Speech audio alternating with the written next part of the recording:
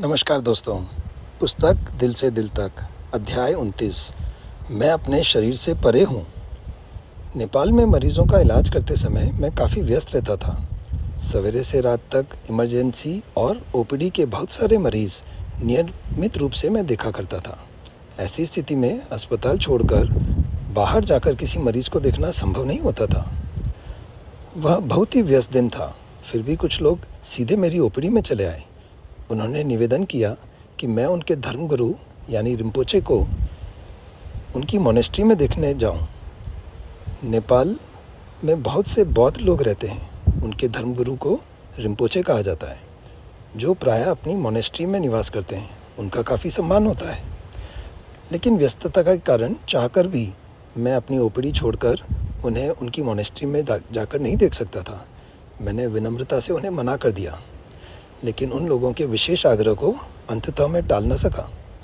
जब मैं उनके आश्रम में पहुंचा, तो वहाँ उनके शिष्य अपने गुरुदेव को घेरे हुए खड़े थे। गुरु यानी रिम्पोचे अत्यंत शांत भाव से एक बिस्तर पर लेटे हुए थे। थोड़ी देर बाद मैंने पूछा, बताएं, आपको क्या तकलीफ़ है? उन्होंने धीरे स्वर में उत्तर दिया, नहीं डॉक्टर साहब, मुझे तो कोई तकलीफ़ नहीं है, मुझे कोई परेशानी नहीं है। मैं थोड़ा झुंझलाया। मैंने फिर प्रश्न किया, ये आपके शिष्य मुझे यहाँ लेकर आए। मैं अपने एक व्यस्त दिन में अपनी ओपीडी छोड़कर आपको यहाँ देखने आया हूँ। मुझे बताया गया था कि आपके पेट में दर्द है और सांस फूल रही है। अच्छा, पेट की तकलीफ़। हाँ, पेट में तो थोड़ी सी मुझे तकलीफ़ है और चलता हूँ तो सांस भी फूलती है। लेकिन आपने पूछा मुझे क्या तकलीफ़ है? डॉक्टर साहब, इससे मुझे कोई तकलीफ़ नहीं है। हाँ, शरीर को थोड़ा सा कष्ट ज़रूर हुआ है।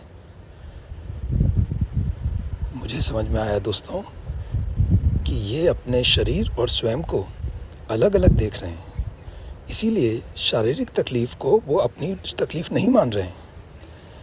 यह मेरे लिए एक अत्यंत गहन आध्यात्मिक अनुभव था। जब हम अपनी शारीरिक समस्याओं से जूझ रहे हों, तो उसे अपने मन या स्वयं पर हावी ना होने दें। शरीर और स्वयं को अलग देखने की ये कला संतों और मनीषियों में ही होती है। हम संसारी भी इसे सीख सकते हैं, क्योंकि यही हमारे जीवन जीने की एक अद्भुत कला हो सकती है। धन्यवाद।